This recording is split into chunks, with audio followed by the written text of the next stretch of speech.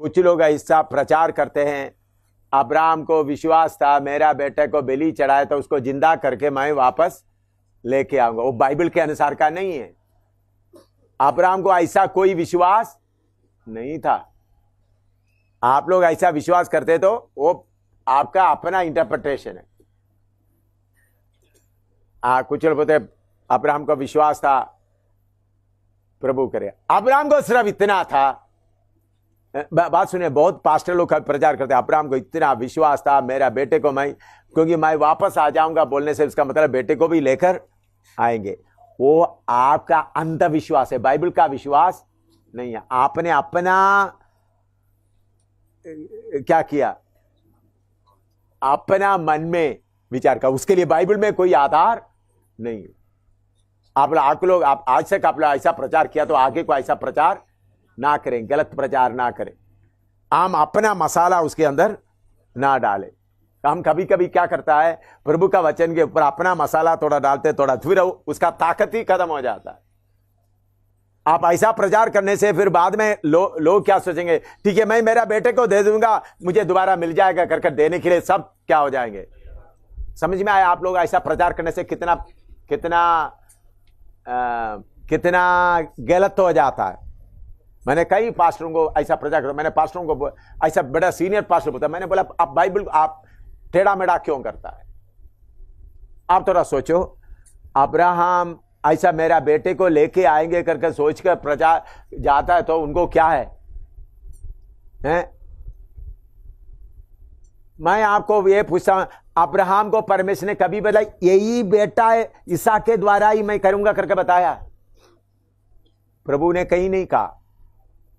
Abraham के अंदर यही था, मेरा परमेश्वर का मैं पूरा आज्ञा मानना है, बस यह है बाइबल का सीधा अर्थ। आप उसके अंदर मसाला मत डालो। आप बोलेंगे हम मैं जाकर अपना भाई के साथ क्या करेंगे, सीधा आप बोलेंगे आप यह विश्वास करो प्रभु के लिए दे दो तो तुमको भी मिल जाएगा। वो है शैतान का सुसमाचार। समझ में आया किधर रास्ता पटकता है? कहां जाकर अपना देखो, तुम भी दे दो। अब्राहम ने इसहाक को दे दिया, फिर इसहाक को लेके आया, इसी में तुम भी तुम्हारा जेब खोल कर दे दो, तुमको मिल जाएगा। ये सब नरक का, बाइबल को टेढ़ा मेढ़ा करने का विचार है, प्रभु की आत्मा से मिला हुआ बात नहीं। असली बात सीधा समझना। अब्राहम को मालूम हुआ, यहोवा परमेश्वर ने बोला मेरा बेटे को क्या करो, बलि चढ़ाओ। सचमुच में बलि चढ़ाने के लिए गया। उनको सेवकों को क्यों ऊपर नहीं लेकर नहीं गए? सेवक लोग अब्राहम को रुकावट डालेंगे, अब्राहम पिता बेटे को ऐसा बलि मत करो। अगर अब्राहम को यह विश्वास था मेरा बेटा को जिंदा कर दूंगा तो उनको भी साथ ले जाना था। समझ में आया?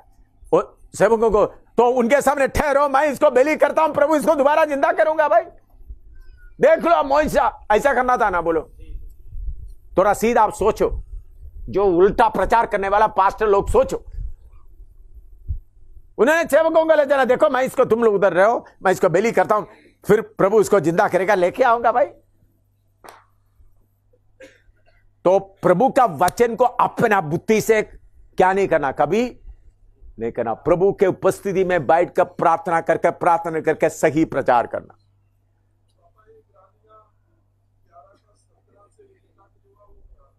वो आप बाद में बताया है, वो मैं आ रहा हूं उस वचन में। वो आप उनके लिए सच्चाई करके ठहरा, वो बात के लिए मैं उसका अर्थ पूरा दूंगा आपको। अभी इसको सुनो।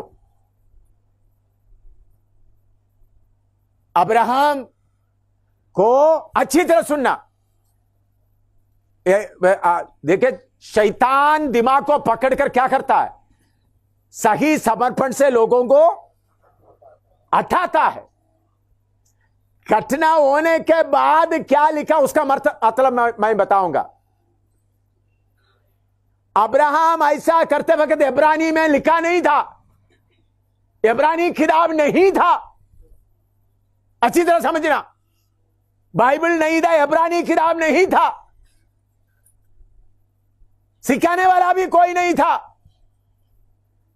अब्राहम को सिर्फ इतना था, जो मेरा प्रभु बोला मैं उसको करूंगा। यह है उसका सही मतलब। मेरा प्रभु ने बोला निकलो, मैं निकला। मेरा प्रभु ने बोला बेटे को बलि कर दो, मैं बलि कर दूंगा।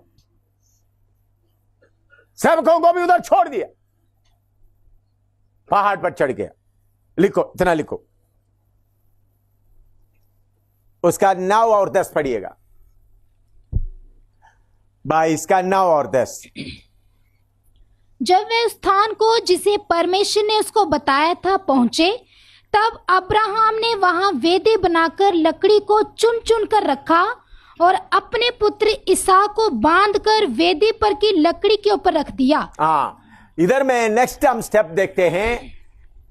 अब्राहम वेदी बनाया, लकड़ी चुन चुन कर रखा।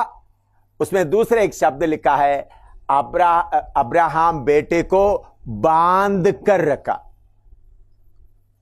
अगर इसी बेटे को वापस लेके जाना है तो ऐसा बांध कर करने का कोई जरूरत नहीं था। बांध कर रखा।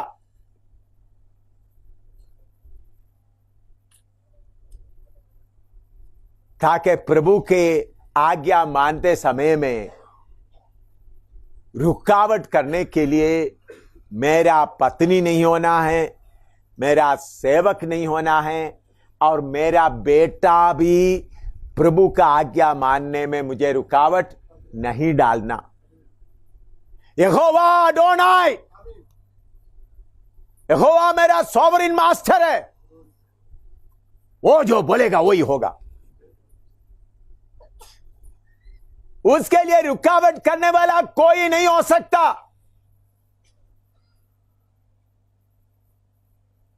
इसलिए उन्होंने अब्राहम को भी, इसहाक को भी बांधा। फिर क्या किया? चूरी लिया। प्रार्थना नहीं कर रहा है, प्रभु दोबारा एक बार बोलो। आप इसके थोड़ा गहराई से सोचना है तो यह पहाड़ दिखाने के लिए 3 दिन का सफर था। क्यों परमेश्वर ये 3 दिन का सफर का पहाड़ दिखाया? अगर अब्राहम को पीछे हटने का मन है तो पीछे हटने दो। पीछे हटने का मन है तो पीछे हटने दो। ये एकदम बोलकर जल्दी करे तो जोश में हो सकता है। पीछे हटने का मन हो तो आप अब्राहम के बारे में अच्छी तरह एक स्टडी करेंगे तो आपको मालूम होगा। अभी हम पढ़ते समय प्रभु ने अब्राहम को आशीष दिया करके मालूम होता है। उन्हीं दिनों में अब्राहम को ऐसा आशीष का कोई उम्मीद नहीं था।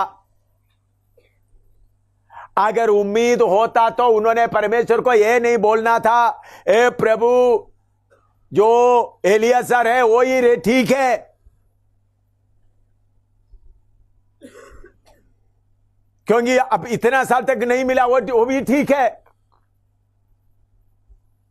या इस्माइल मिल गया, वो ही ठीक है। अभी हमको बाकी पूरा कहानी सब आकर विश्वास का भी बात देकर ईसा को देता, हमको आराम से सोचने का मन बता। तो अब्राहम को मालूम था प्रभु क्या करेगा, उसको जिंदा करेगा, इसलिए गया। नहीं भाई, वो अभी का लोगों का सोचने का विचार। इब्रानियों में लिखा हुआ बात को थोड़ा टेढ़ा मड़ा करके अपना मसाला डालकर ऐसा बना देता है। वो गलत है, गलत है, गलत है। ऐसा करने से कोई परमेश्वर को अडोनाई नहीं बनता।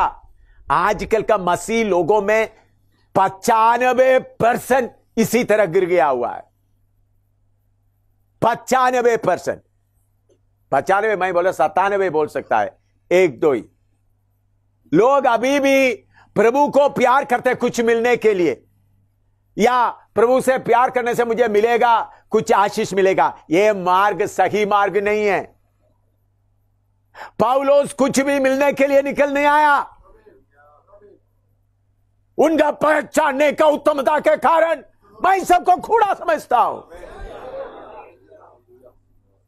उनका पहचानने का उत्तमता के कारण। शैतान बाइबल के बातों को टेढ़ा मेढ़ा करके किताबों में भी लिखता है, इसलिए उन बातों के ऊपर विश्वास नहीं करना। विश्वास करेगा तुम्हारा गाड़ी सही कच्चे रास्ते में निकल जाएगा।